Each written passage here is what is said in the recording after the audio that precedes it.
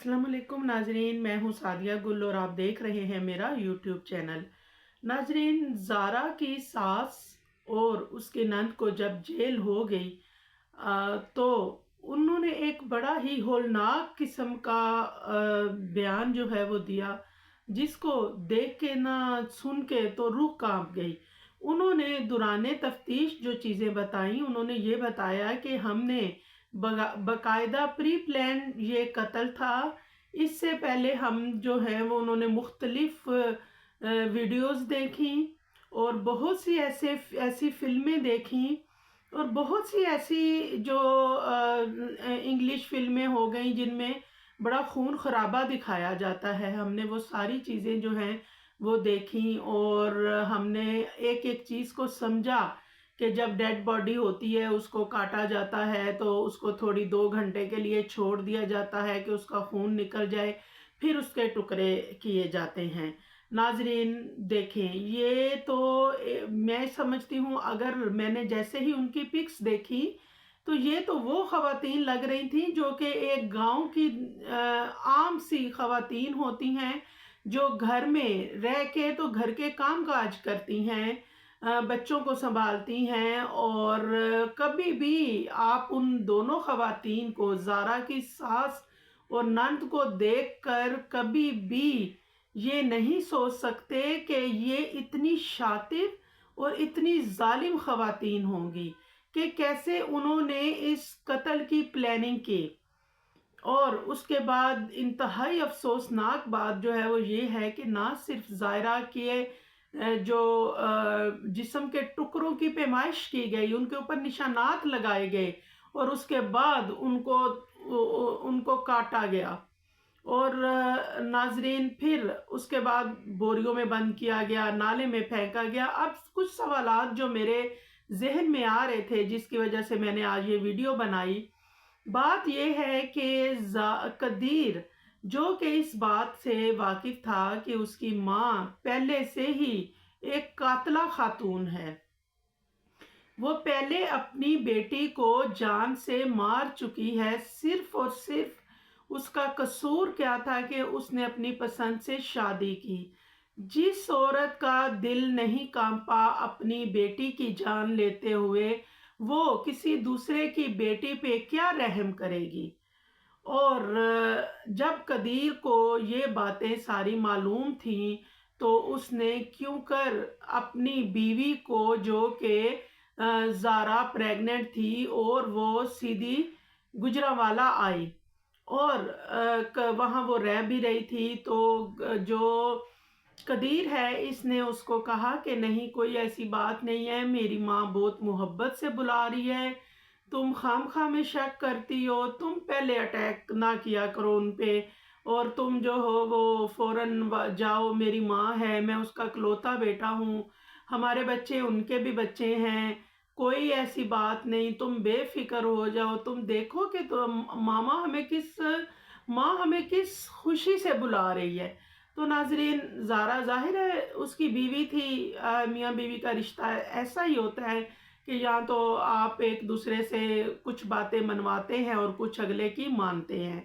तो ज़ारा ने सोचा कि बस कि ठीक है, क्योंकि ज़ारा जो है उसके भी ज़हन में ये बात नहीं थी कि खुदा ना खास्ता वो उसके साथ ऐसे करेंगे। लेकिन ज़ारा एक बात ज़रूर कहती थी जो उसने अपने घर वालों से भी शेयर की और भी 2-3 लोगों से उसने शेयर की। उसने कहा कि मुझे इन लोगों से खौफ आता है, मुझे खौफ आता है इन लोगों से, पता नहीं ये लोग क्या करें। तो नाजरीन, इतना पैसा जेवर सब उसके पास था जो वो लेके ससुराल आ गई। अब घर में एक चीज़ आती है, जो लोग बाहर से आते हैं, तो पहली बात तो ये है कि उसकी सास के नॉलेज में ये चीज़ थी कि इसके पास जेवर है। तो उसकी सास जो है उसको किसने बताया कि इसके पास इतना कुछ है, ये सऊदीया से आई है तो ये इतना कुछ लेके आई। जाहिर है उसके बेटे ने बताया होगा, कदीर ने बताया होगा। अब कुछ चीज़ें मेरे जहन में इस तरह से आ रही हैं कि कदीर जो है वो अभी भी सॉफ्ट कॉर्नर रखता है अपनी माँ के लिए। वो अभी भी बार बार एक ही बात कर रहा है कि जो मेरी माँ है वो बहुत नरम दिल की है जनाब, मेरी माँ का इसमें कोई कसूर नहीं है, مجھے شک ہے کہ جو یاسمین ہے یہ پہلے بھی ہمارے رشتے سے خوش نہیں تھی، یہ شروع سے فسادات کرواتی آئی ہے ہمارے گھروں میں، اور ہم میاں بیوی جو ہیں اس کو یہ پسند نہیں کرتی تھی۔ تو یہ کہ یہ جو کچھ بھی کیا ہے یہ یاسمین نے کیا ہے، لیکن اس طرح ہو نہیں سکتا۔ قدیر جو ہے وہ یہ بات اچھی طرح سے سمجھ لے کہ اس کی ماں نے باقاعدہ نوید کو ہائر کیا، دو نواسوں کو ساتھ ملایا، اکیلی یاسمین کا یہ کام نہیں تھا، کسی بھی اکیلے بندے کا کام یہ نہیں ہے، یہ پورا ایک ٹیم ورک تھا، یہ پورا نیٹ ورک تھا جو چلایا گیا اور پلاننگ کی گئی، فلمیں دیکھی گئی، پتہ چلا کہ جی اگر ڈیڈ باڈی کو پھینک دیا جائے گا تو شناخت ہو جائے گی، فنگر پرنٹس جو ہے ان کو الگ کرنا ہے، کلائیاں الگ کر کے پھینکنی ہے، سر جو ہے اس کو چولہے پہ جلانا ہے تاکہ کوئی شناخت نہ ہو، اور جسم کے اتنے ٹکڑے کرنے ہیں اور کیسے کرنے ہیں اور اس طرح کرنے ہیں کہ کہیں سے پتہ نہ چل جائے۔ تو یہ باقاعدہ ایک ایسی پلاننگ تھی کہ اللہ معاف کرے، میں تو سن کے لرز گئی ہوں کہ یہ خاتون تھی۔ اور اس کے علاوہ ایک بہت بڑی بات جو کہ قدیر کے نالج میں تھی، نمبر ایک، جب محلے والوں کو پتا ہے کہ اس کی ماں جادو کرتی ہے تو قدیر کو یہ بات پتا کیوں نہیں تھی؟ دوسری بات یہ کہ قدیر پہلے سے اس چیز کو جانتا تھا کہ اس کی ماں دل آویز کا قتل کر چکی ہے، تو اس نے یہ اپنی بیٹی کو وہاں کیسے بھیج دیا؟ اور یہی سوال میں زارا کے والدین سے بھی کروں گی۔ جب آپس میں یہ رشتہ دار تھے، بڑی قریبی اور گہری رشتہ داری تھی، آپ کو اپنے رشتہ داروں کا بہت اچھی طرح سے پتہ ہوتا ہے، جب زارا کو ایک چیز کا زارا کے والدین کو ایک چیز کا پتہ تھا کہ قدیر کی ماں قاتلہ ہے، تو ان کا کیسے حوصلہ پڑا، ایک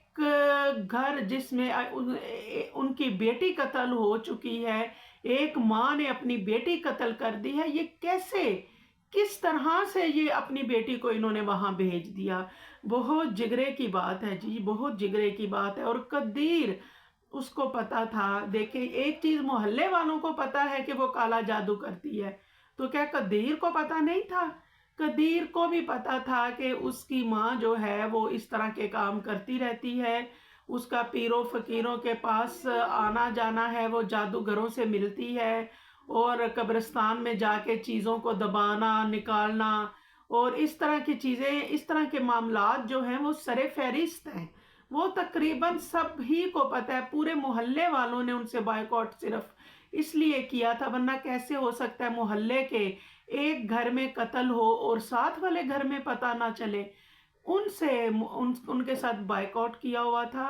ان سے لوگ نہیں ملتے تھے، لوگوں کو معلوم تھا کہ یہ عورت جادوگر ہے اور یہ جادو کرتی ہے، خدا نہ خواستہ کسی چھوٹی موٹی بات پہ یہ ہمیں نقصان نہ پہنچا دے۔ تو اتنی بڑی بات کو قدیر کیسے جو ہے وہ